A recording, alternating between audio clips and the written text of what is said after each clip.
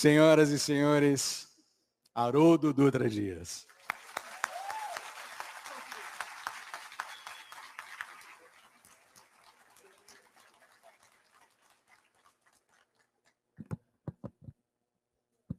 Boa tarde a todas e a todos.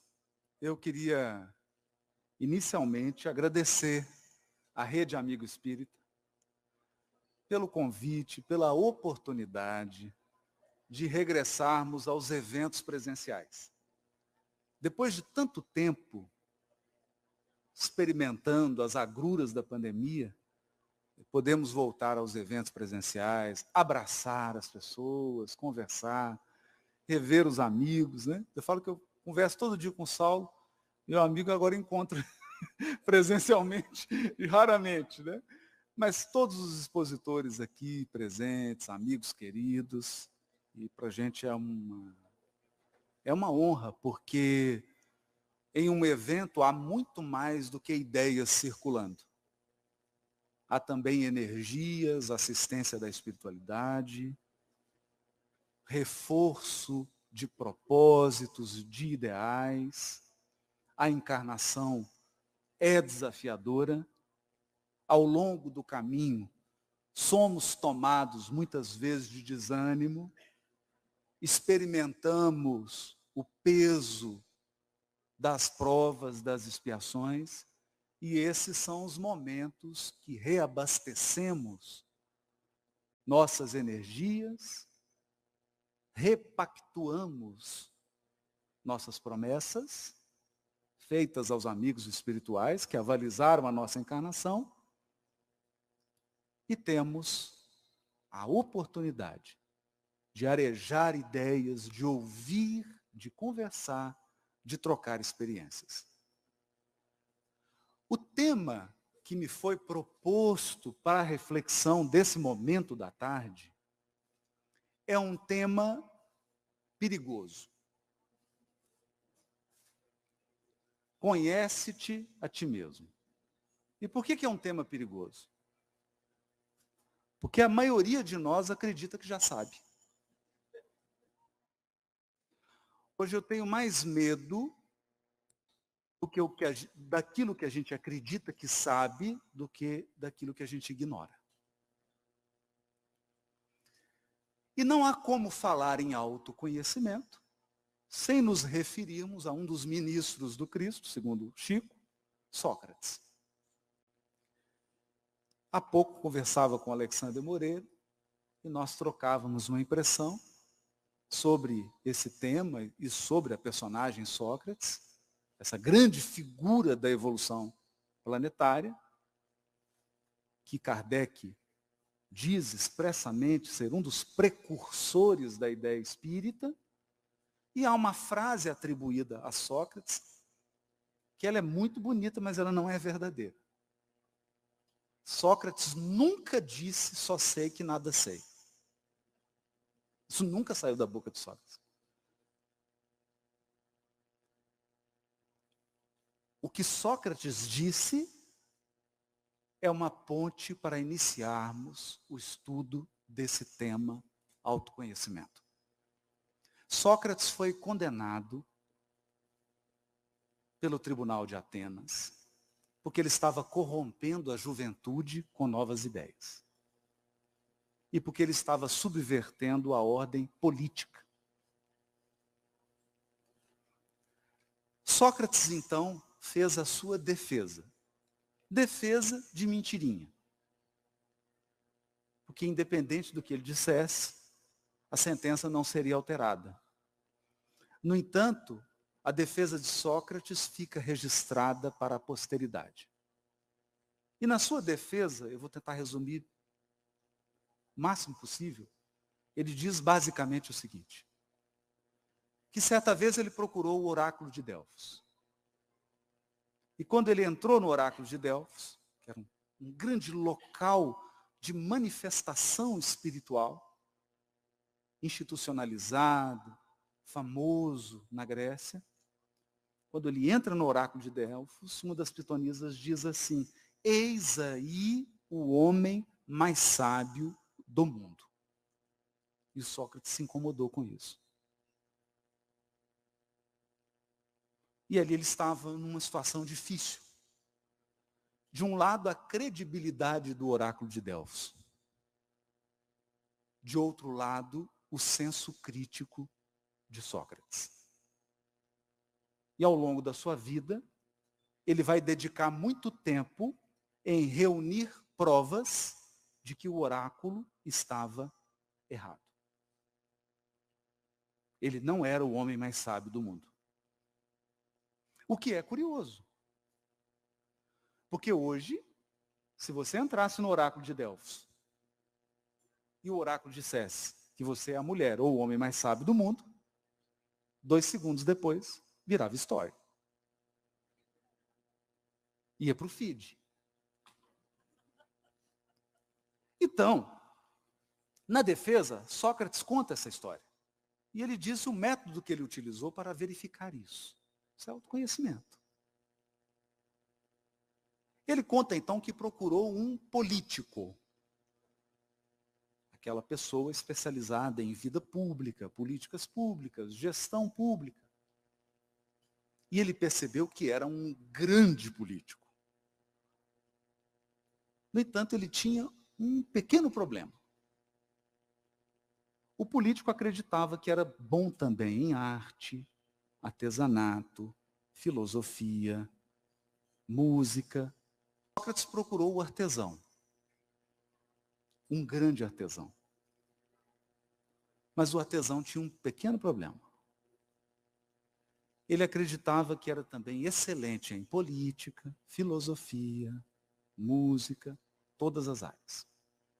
Então ele procurou alguém do exército, as grandes categorias da vida grega.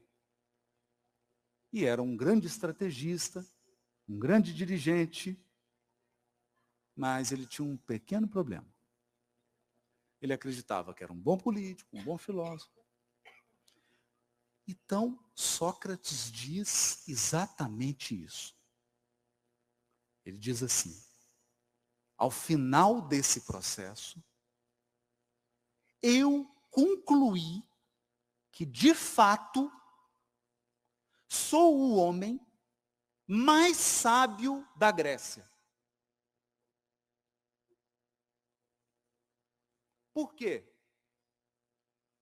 Porque de todos, sou o único que sabe aquilo que ignora.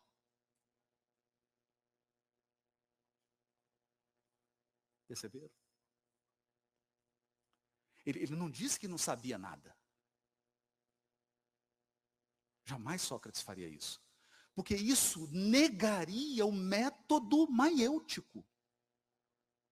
A maiêutica socrática parte do pressuposto que você dialoga com alguém porque esse alguém conhece. E o que o filósofo e o educador faz é dar à luz. O educador, a educadora, é uma parteira. A pessoa já sabe.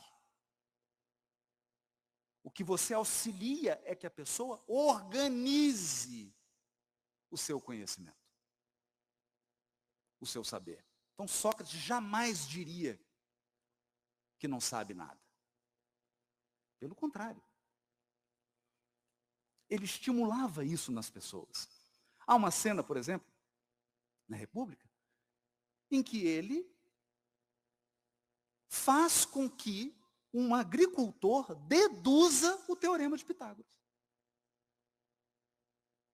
Ele vai usando de agricultura, no final, o agricultor conclui pelo teorema. Era a prova viva do método socrático que respeita cada indivíduo e respeita o conhecimento que cada indivíduo tem. A questão de Sócrates e da sabedoria dele é que ele tinha uma exata noção daquilo que ele ignora. Tá bom, Haroldo, mas o tema não é autoconhecimento? Aí você vem falar de ignorância. Então vamos. No oráculo de Delfos estava escrito: Gnose se autu. Está em grego, claro, né? Delfos está na Grécia, né? Gnosco é conhecer. Conhecimento. Mas o grego tem outras palavras para outras coisas. Por exemplo, opinião. Opinião, o verbo é doxel. A palavra é doxa. Conhecimento é diferente de opinião. E é importante dizer isso porque hoje, 2022, transição planetária, século 21, a humanidade trocou o conhecimento pela opinião. O importante não é ter conhecimento, é ter opinião.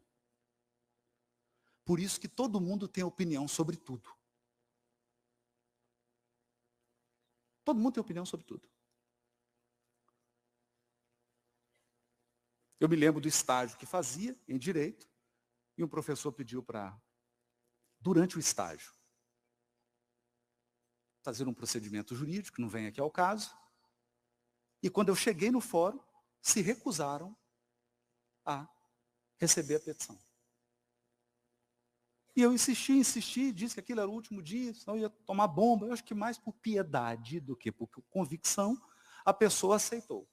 E eu voltei para o professor e falei assim, olha, eu acho que está alguma coisa errada, porque o senhor falou que o prazo era decadencial, vencia no sábado. Eles falaram que não. Você tem certeza que o prazo é prescricional, vence na segunda. O professor virou para mim e falou assim, Haroldo, aprende uma coisa na sua vida. A ignorância tem certeza de tudo.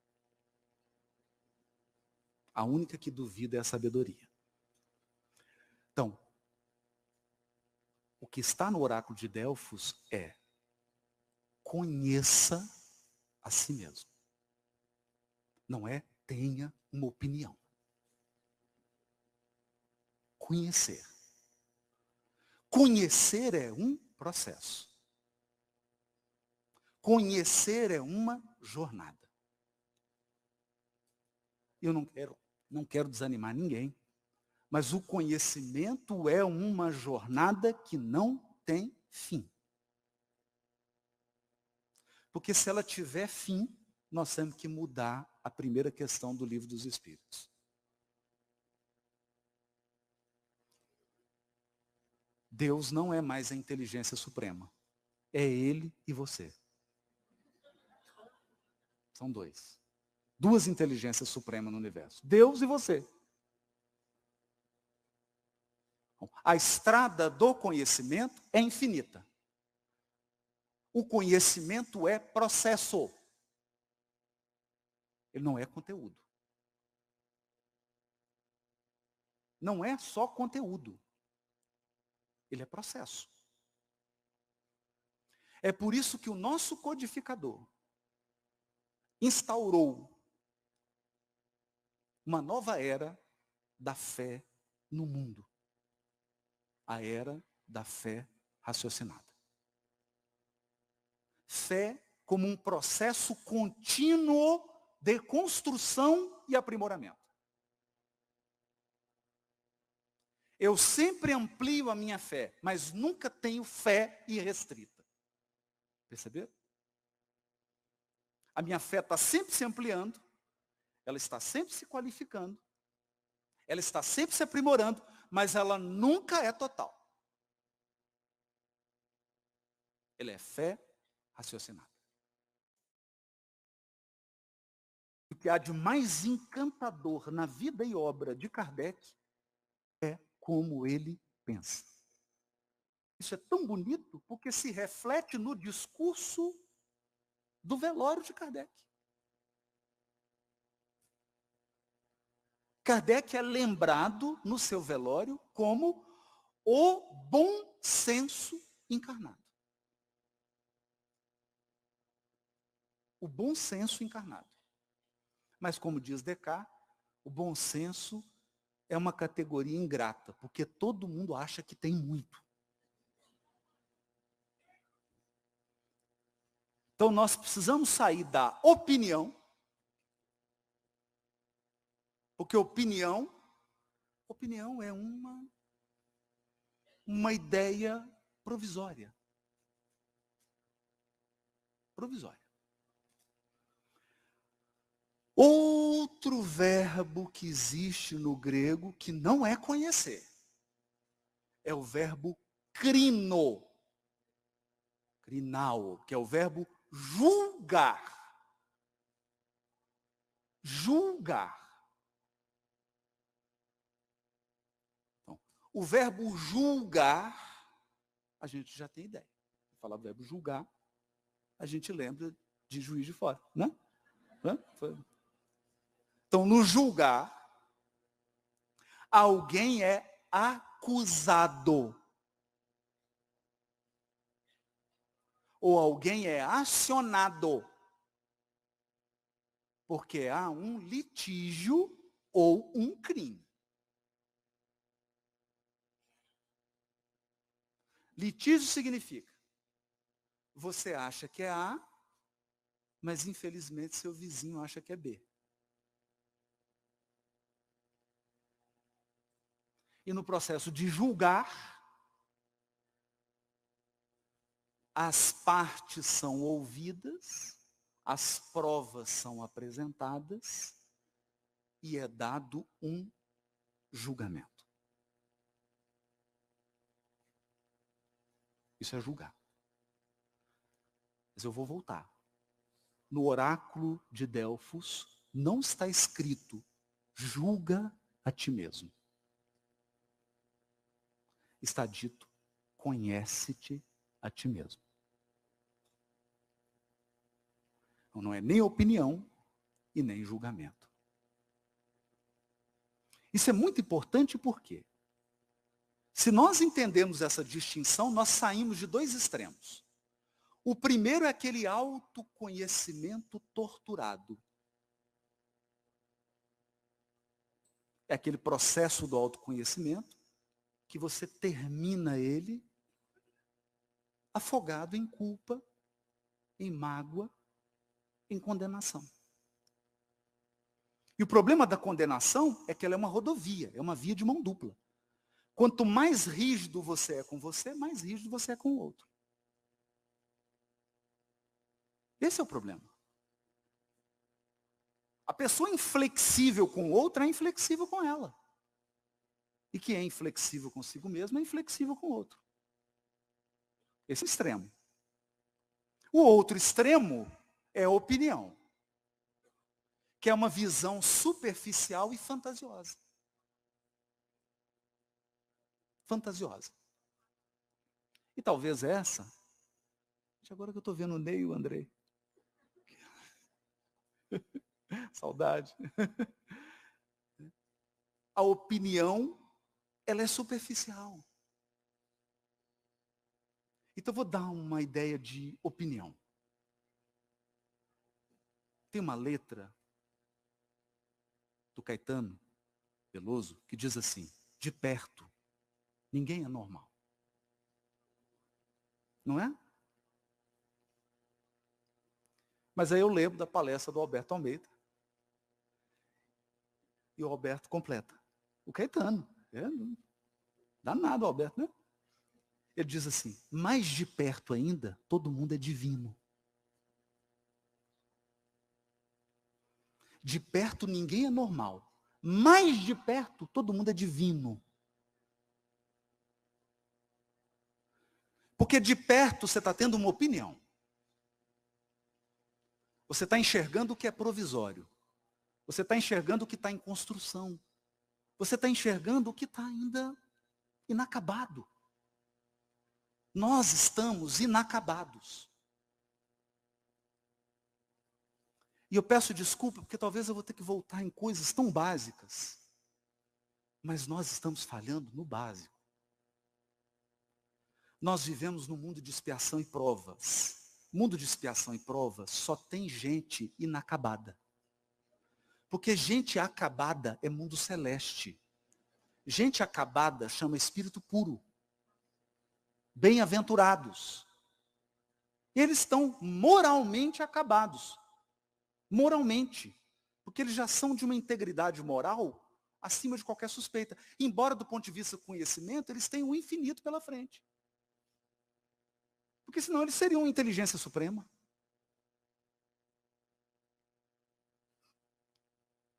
Então, do ponto de vista moral, espírito puro está acabado. E eu já quero pedir desculpa para os espíritos puros que estão aqui assistindo. Não sei o que estão fazendo aqui, mas, se tiver algum, peço desculpa. Nós, que estamos no mundo de expiação e prova, que estamos na terceira categoria, é bom lembrar, e tem uma espécie lá na terceira categoria, que é uma espécie danada, que é o pseudo-sábio.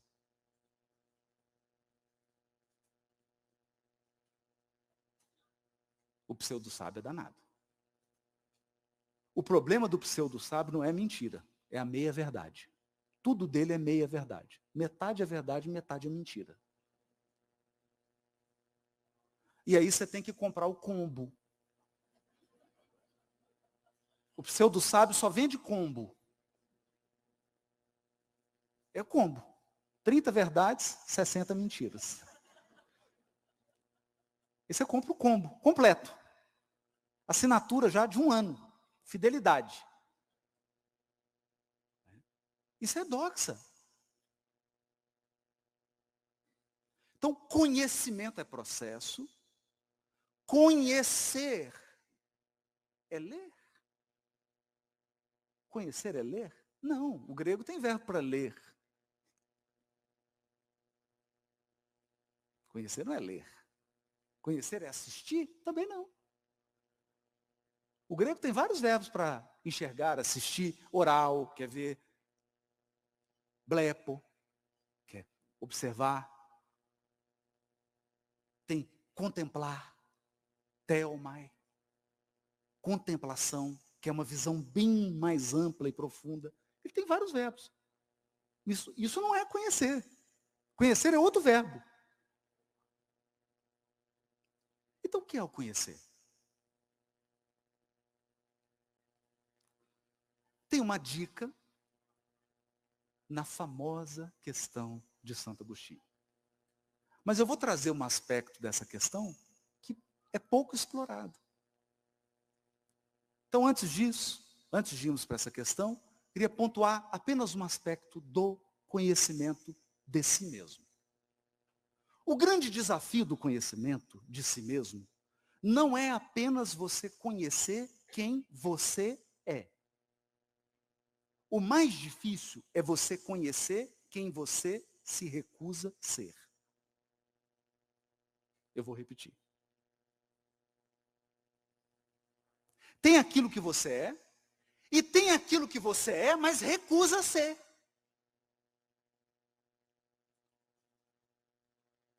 Que é aquela parte que você nega. No duplo sentido. Eu estou falando também de talentos, de possibilidades, de dons divinos, de características. Porque existe algo na criação que é impressionante. Cada individualidade é singular. E nós passamos milênios negando a nossa singularidade. E gastamos uma enorme energia tentando ser alguém. Tentando ser outro. Tentando copiar. Não seguir. É diferente.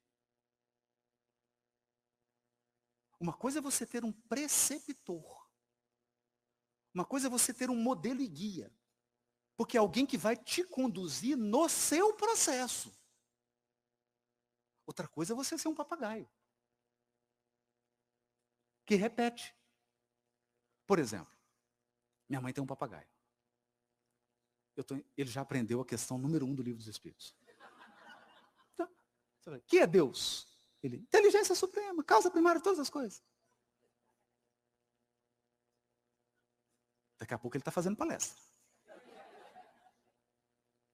Isso é cópia. Então, singularidade é você parar de recusar o que você é. O que é seu. O que é singular em você.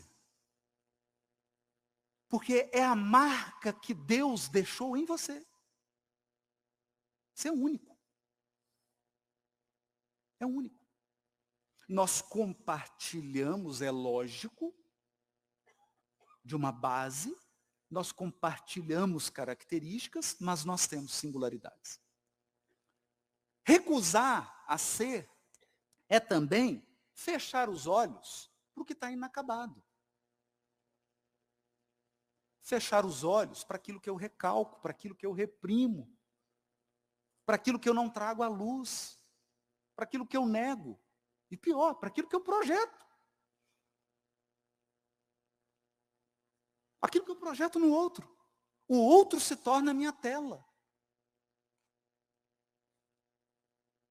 E eu estou sempre sobrecarregando o outro com partes de mim mesmo. Por quê? Porque eu recuso a olhar para mim mesmo. E tem a parte que você precisa conhecer, que é aquilo que é evidente. Seus talentos, suas forças, suas habilidades, sua vida, sua história, sua jornada, sua biografia.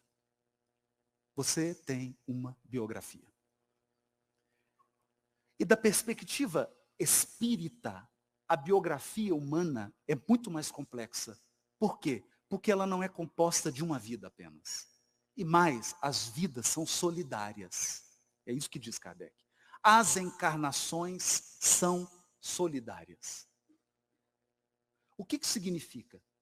Hoje tem um tanto de coisas de você ontem. Tem muita coisa de ontem no seu hoje. Não só fora, dentro. Dentro. E tem muita coisa de amanhã no seu hoje. Porque as suas sementes divinas, seus potenciais estão aí, aguardando sua coragem de agricultor. A maioria das parábolas de Jesus são parábolas de agricultor. Saiu a semear a vinha, que é um processo de agricultura. É um processo de cuidado. É um processo de plantar, regar, tirar a erva daninha, corrigir, podar. Vigiar. Cuidado. Então há esses dois aspectos. E aí nós vamos para a questão de Santo Agostinho. Nós espíritas, às vezes, temos uma fixação. Uma fixação. Então o espírito é assim. Ele esqueceu de pagar o condomínio. Aí vem uma carta da síndica, do síndico, cobrando. Ele fala, é karma. Não, é desorganização mesmo. É desorganização. Aí não leva o carro para revisão. Aí passa do tempo de trocar o óleo do motor, o motor funde. Ele fala, é o karma que eu tenho com o veículo. Gente, meu carro foi inventado no século passado. Ah, esse karma que eu trago lá de Roma. Gente, não tinha veículo em Roma. Veículo com óleo de fora, não tem. Então, onde você adquiriu esse karma? Então, a gente olha para a questão do Santo Agostinho, quando ele diz assim, ele dá uma dica. E olha que interessante. Perguntam a ele sobre o autoconhecimento e ele evita uma abordagem abstrata. Porque o autoconhecimento é processo. Não é uma teoria. Então ele diz, olha, eu vou dar uma dica que eu fazia. Mas se isso for útil para vocês, vocês utilizam. Todo dia à noite eu fazia uma avaliação. Aí a gente fala, é isso. Autoconhecimento é inventário de todas as cacas que eu fiz durante o dia. Eu vou listar tudo de ruim que eu fiz, faço aquele inventário dos horrores, e isso é autoconhecimento. Não. Necessariamente não. Necessariamente não por quê? Porque você não erra apenas porque desconhece o certo. Você erra porque você não está motivado a fazer o certo. Você erra porque você está viciado no erro. Você erra porque você está lucrando com o erro. Você erra porque o erro atende o interesse pessoal. Você erra porque o erro te dá ibope, te dá fama. Nós erramos por vários motivos. Você não erra só porque desconhece o certo. Aliás, o grande problema do resgate não é o erro. Nossa, errei. Errei.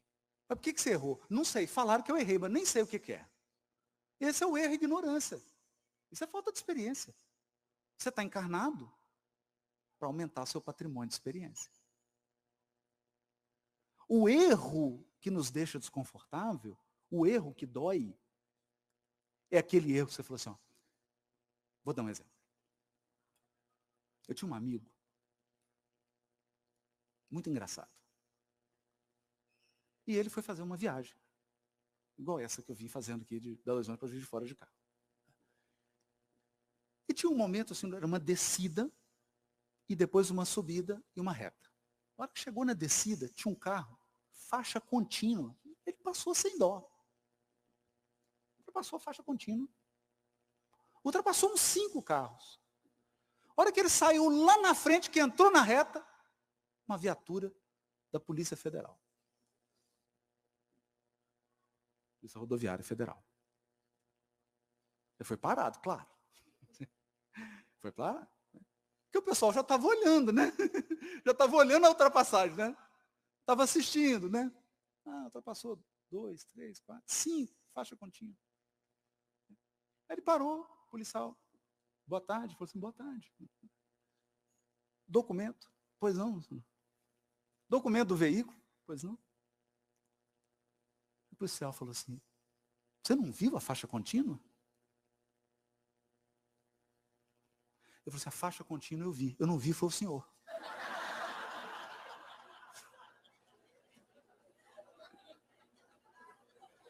É. Perceberam? Então, se eu faço essa leitura da questão do Livro dos Espíritos, acreditando que autoconhecimento é eu ficar listando o meu erro, sabendo que é erro, sabendo que é certo, eu entro num ciclo vicioso. Às vezes eu conversava com o Andrei falava sobre isso. Dos processos, às vezes, de psicoterapia, em que a pessoa fica rodeando o ego. Né? E que o defeito dela, o trauma, acaba virando um bichinho de estimação que ela carrega para tudo quanto é lugar. Então ela está num círculo vicioso. Isso não é com autoconhecimento. Você já sabe o que é certo, mas você não tem motivação para fazer o que é certo. Você não tem um compromisso para fazer o que é certo. Você não está disposto a abrir mão dos ganhos de fazer errado. Você não está disposto a adquirir autodomínio, autocontenção, para poder fazer o que é certo. Então você coloca no piloto automático e faz errado mesmo. Então não é isso que o Santo Agostinho estava querendo dizer. Na minha interpretação. Na minha interpretação, o que ele disse é, olha, vou dar uma dica para vocês. Autoconhecimento é processo relacional. Para se conhecer, você tem que relacionar. Para se conhecer, você tem que interagir. A pessoa fala assim, eu sou extrovertida. Eu falo, você não conhece minha sogra. Perceberam? Então, você é extrovertido em relação a quem? Você é introvertido em relação a quem? Perceberam? Né? Então, em relação a quem? Eu me lembro de uma cena hilária, uma reunião de pais, E nessa época, eu fazia uma matéria de grego na UFMG com o professor Jacinto Lins Brandão, pós-doutor em grego, diretor da cadeira de grego, né? Professor titular de grego da UFMG. Eu fui chamado para a reunião de pais, que tinha um filhinho pequeno. E aí sentou na cadeira, eu estava fazendo um trabalho com ele, falou, vamos lá, que eu tenho que participar dessa reunião, então aí a gente vai conversando no caminho. Ele falou, pois não, professor. Então, aí sentamos na cadeira, aí a professora foi falar com os pais, né? Falou assim, eu não sei se você sabe, mas escola vem do grego. Aí eu já arrepiei. Falei, meu Deus, ela vai dar aula de etimologia grega para o professor Jacinto. Ela não sabe, ela não sabe. Ela não sabe quem está sentado na cadeira. E escolé em grego significa ficar à toa. Daí vem o ócio. Porque na Grécia, você precisava ter tempo para poder estudar. Então, escola é para quem tinha tempo. Naquela época, né? Não hoje. Era só para quem não precisava trabalhar, não precisava de subsistência, podia estudar. Aí ela vem assim, eu não sei se você sabe, mas escola vem do grego, que significa casa da alegria. Aí eu saí. Aí eu falei, professor, eu vou ao banheiro, porque eu não consegui ficar.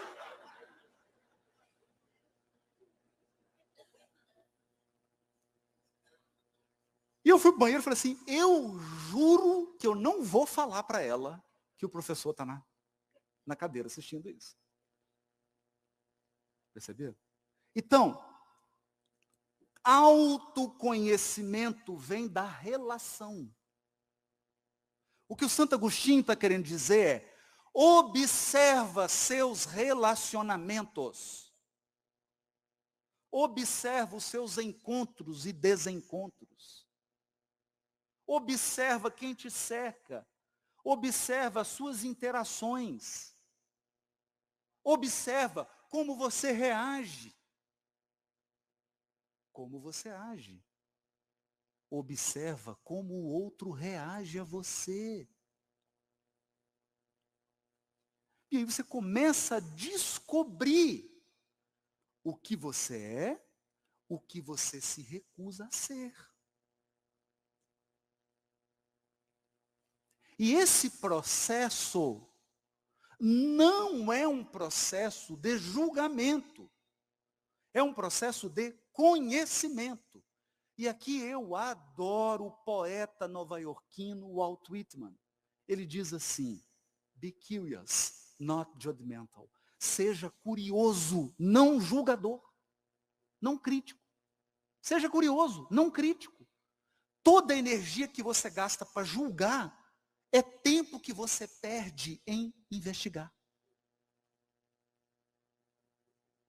Seja curioso. Seja curioso. A pessoa chega atrasada, você fala, tá vendo? Não chega no horário, né? Você já julgou. Aí se você tivesse chegado e falou assim, tá tudo bem? Não, meu filho está no hospital, eu tive que sair correndo para chegar no compromisso. Você fala, ai, nossa, julguei.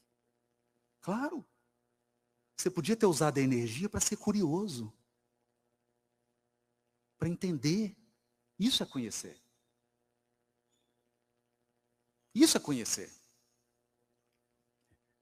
Então, na interação, olhando para as minhas interações, eu vou me conhecendo. Eu vou me conhecendo. E principalmente, né, para não deixar o Caetano Veloso em desvantagem, cada um sabe a dor e a delícia de ser o que é. É doloroso ser você. E é também prazeroso. E o triste é quando você abdica de ser você para ser alguém. Por mais admirável que esse alguém seja. Porque aí você vira uma imitação. Uma cópia. Qual que é o problema da imitação? Não tem o valor do original. Não tem o valor. Não tem o valor. As coisas precisam ter valor. O original tem valor. E aqui, caminhando já para o encerramento da nossa reflexão, eu quero trazer um texto extraordinário de Emmanuel. E depois, uma poesia ditada por um espírito numa reunião mediúnica. O texto de Emmanuel é o capítulo 30 do livro Fonte Viva.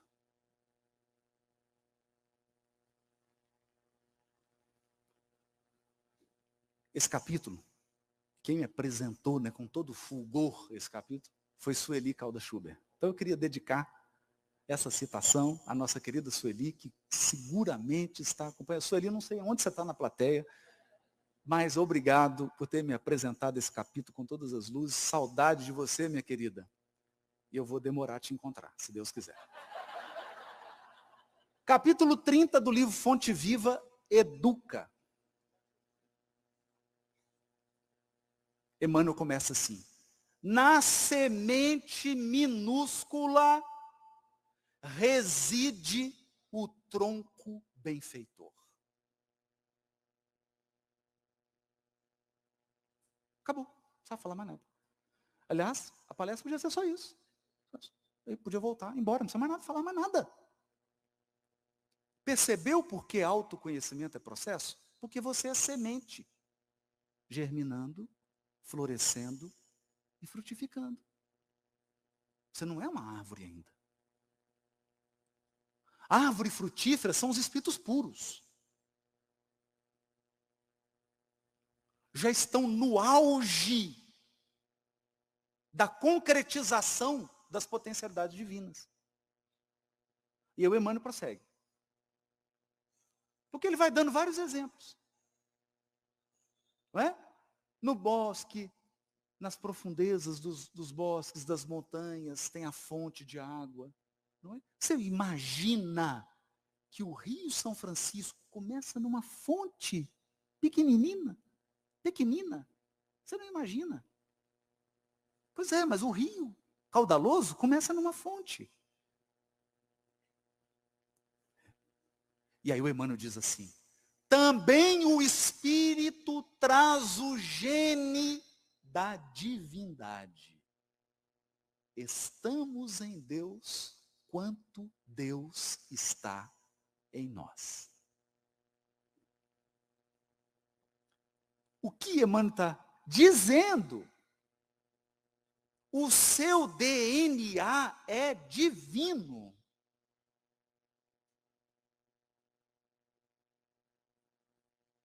Você tem o gene da divindade.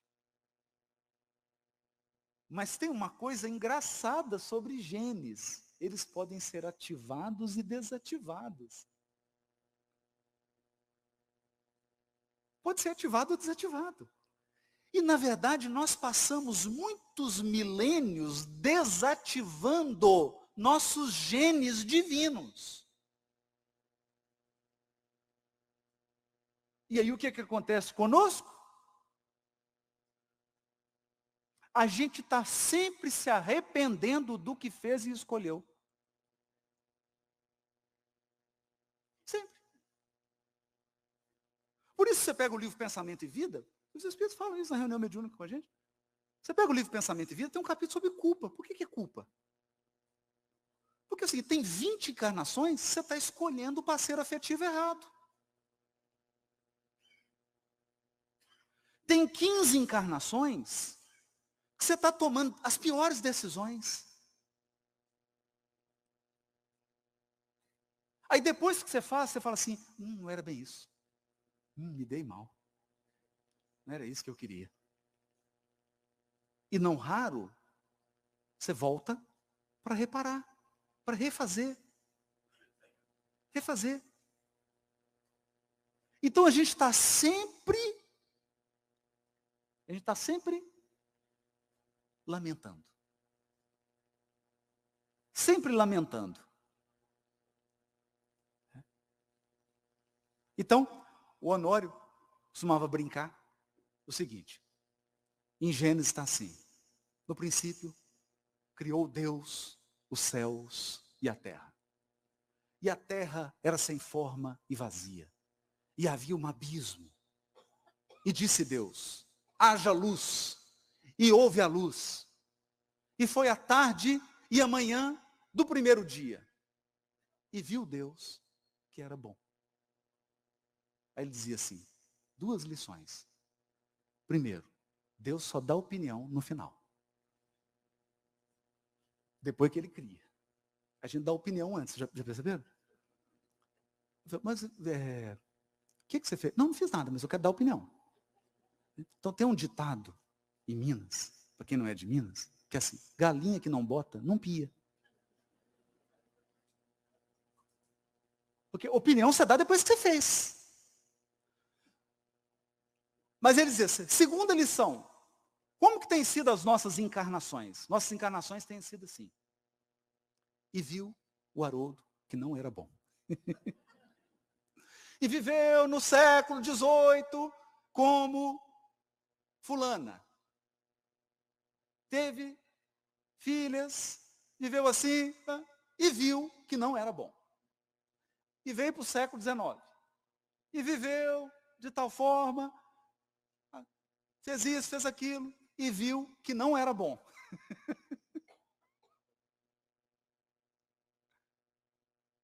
Então ele está sempre carregando essa culpa de quem sempre faz apressado, sempre faz mal feito e nunca faz o que é da sua própria essência. Porque não tem coragem de ser ele mesmo. Não tem coragem de fazer verdadeiras escolhas. Não tem coragem de pagar o preço do acerto. Porque confunde felicidade com prazer. Prazer é limitado e ele acaba com a saciedade. Felicidade não tem fim. Porque ele é autorrealização. Então tem um momento que nós precisamos parar de escolher mal. E começar a viver plenamente. Viver com integridade, com fidelidade a você.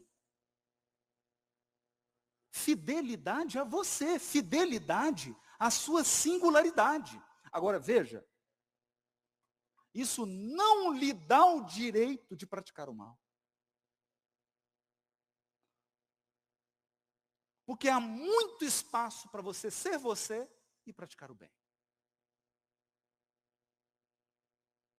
E compartilhar. E promover o crescimento do outro. E promover o bem-estar do outro. E aí que é o gatilho fantástico do Santo Agostinho. Ele diz, eu sempre avaliava se prejudiquei alguém. Eu sempre avaliava. Por uma razão muito simples. Dor que você causa nos outros é bumerangue para você. Você manda, volta para você. Dor que os outros causam em você é bumerangue para ele. Bateu em você, mas vai voltar para ele. Então, viver distribuindo dor não é um bom negócio. Porque isso tudo vai voltar.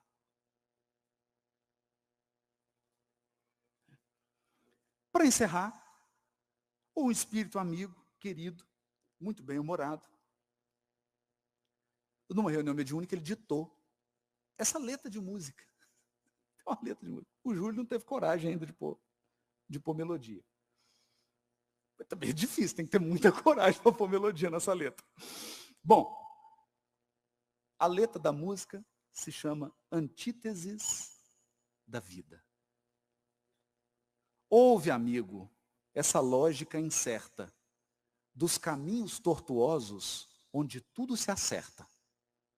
Só se leva da vida o que se doa. O filho de Deus é como ave, que quando perde a plumagem, aí é que voa. Acumulando, se perde tudo. Podendo, perdendo e deixando, se ganha a vida. Desejo de viver pode matar. E é morrendo que a gente se eterniza. Estranho e duro este mistério. Só se pertence a si mesmo, dentro do divino critério. Quem se entrega sem peias, não se depositam tesouros em mãos que já estão cheias. Um Deus de sinuosidades e retidões, que nos envia um rei que deita em comedouro, anda de pés descalços, um rei de cadafalsos, de pedradas e coroas de espinho, cuja carne é o antepasto e o sangue é o vinho da ceia que desperdiçamos. Nossas mentes de retas não podem calcular com exatidão as bissetrizes da cruz. Mentes obscuras tentando desvendar a luz. Mas o grande educador sustenta. Tu vês a grande reta? O amor une os dois pontos, fazendo a reta se curvar. Tu vês uma estrada de ida?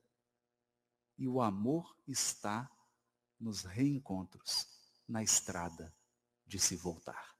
Muito obrigado. Boa tarde.